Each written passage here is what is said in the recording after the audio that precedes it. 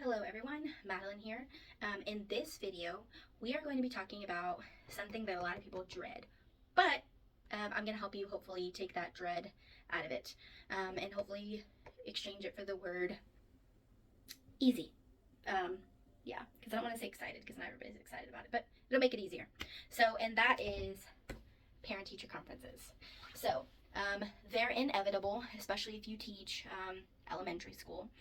We have them at least once a year. But the key to being very good at parent-teacher conferences is, I don't know about your district, but in our district, we typically have these in October, like the mandatory ones. So that means you have from August to October to start communicating way before these parents get to this conference. Okay, you don't want this conference in the fall to be the first time that a parent is hearing from you. Okay, so that's the first key to a successful parent-teacher conference is that what you're about to tell them shouldn't surprise them. The reason for parent-teacher conferences is so they can come and sit with you in person if they choose, or have like a one-on-one on Google Meet or on the phone. Okay, so it's where your time is devoted to them, uninterrupted by, the workday. Well, your workday. They might be in their workday. So that's key, is that whenever it comes parent-teacher conference time, that shouldn't be the first time that they're hearing from you. Another key tip would be to send home information constantly. So that way they are in the know of what's going on. So if you do a newsletter, that's a form of communication with parents. If you Maybe you do that once a week. Maybe you do a monthly newsletter. What I try to really do is I try to call about like something good, or not even call. You can email, you can call. A lot of times schools have like sort of like text messaging apps that's not really your personal phone, but like Remind or Class Tag or School Link, whatever they are. More than likely your school has them. If not, you can purchase them. A lot of people do Class Dojo. So however you communicate with parents on a daily basis, that is how you can also communicate them on a weekly basis. Something that I try to really do, and then I'll do again when I teach first grade this year.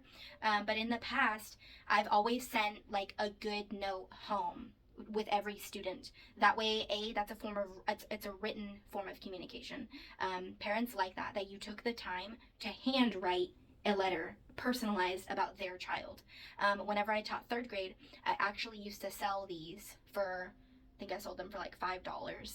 And it was really funny, but it showed me how much those students and those parents want those good notes home. So I sold them for like $5, and I had a whole bunch of thank you cards that were blank. And my students at the end of the week on payday, they could buy. I had multiple things that they could buy, but one of them that they could buy was a good notes home, and they were $5. And so it was really funny because my students who struggled, they would always come up to me at the end of the week and they would say, Mr. Dusko, I don't think I just need one good note home. I think I need like 3. And so I would sit there and write 3 completely different notes about that student, so that he could take them home to his parents. But what that also did, it really allowed me to have to really think about different ways that I could talk in good ways about my students. So it not only helped me, it helped my students. The parents loved it. And so that's one thing you could do. You don't have to sell good notes home, but just sending like a note home on a weekly basis. It could even be on a sticky note, you guys. Like the kids don't care. The kids don't care what it's on. They will be so proud to take something that you wrote back home to their grown-ups to show them what you wrote about them. So it doesn't have to be fancy. You don't have to get thank you cards like I did, although that is a money saver if you buy them in bulk. Whatever you want to do.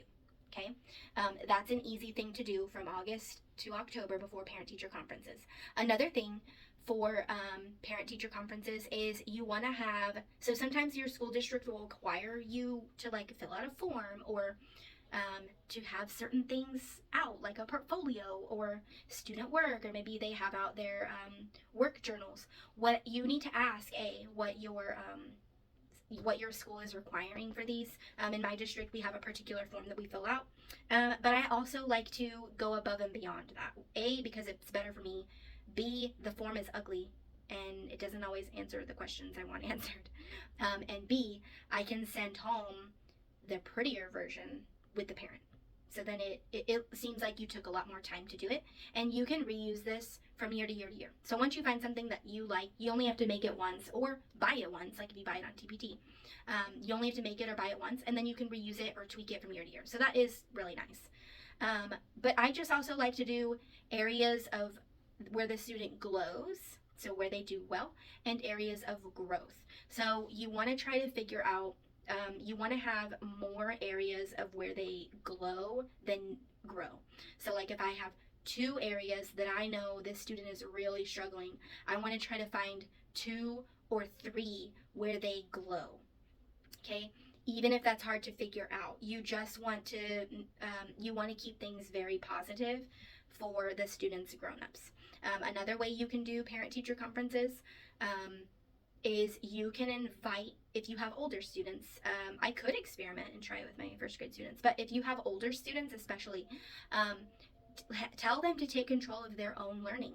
Invite them to the parent-teacher conference. So this is called like a student-run parent-teacher conference, where the student talks about how they're doing in your class and you're just there to facilitate. I've seen it done where like a teacher will have like bullet points of what the student says or the order that the student talks about. That way, A, the student knows what they're talking about, and B, that way you kind of have like an agenda to go through, and that way you don't miss any steps.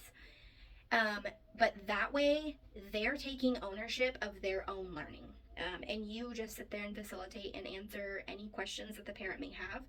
But this is a great way to do that, especially if you have 4th or 5th grade students, because once they get into middle school and high school, there's really not going to be much parent-teacher conferences going on, at least not in my experience.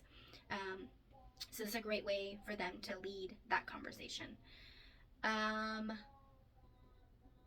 Yeah, parent-teacher conferences. Oh, I would also recommend, if you're having like a phone call, maybe you have like a little script, and don't be afraid to tell parents, like especially if you're face-to-face with one right now, don't be afraid to tell them that you're nervous if you're nervous, okay? They're human too. They know that you're human. So if you are in your first parent-teacher conference ever and you tell the parent like, I'm sorry, this is gonna be like a little choppy. This is my first time doing this, but I appreciate your patience and your grace, and for being the first parent that I have a parent-teacher conference with. Who's gonna ridicule you after that? Okay, so just being transparent with your parents too. Just, this is the first time I'm doing this. Please be patient with me. They will. And you know what? They probably won't even ask you that many hard questions, or they may be thinking more carefully about how they're going to ask you questions because they don't want to make you scared or nervous either. Parents are on our team too. Okay, so if you have any questions about parent-teacher conferences, feel free to let me know. Just remember, the most important things are, don't let this be the first time that you ever talk to your parents. Try out the sending good notes home, whether it's on a blank thank you card or a sticky note. Your students are going to love it either way, and so will your parents. If you're doing like a team newsletter, you should figure that out. How are you communicating? What does your district require you to use, like the Remind app, Class Dojo? How are you going to be able to constantly keep in touch with parents? And other than that, good luck to you. It's a scary thing at first, but you got this.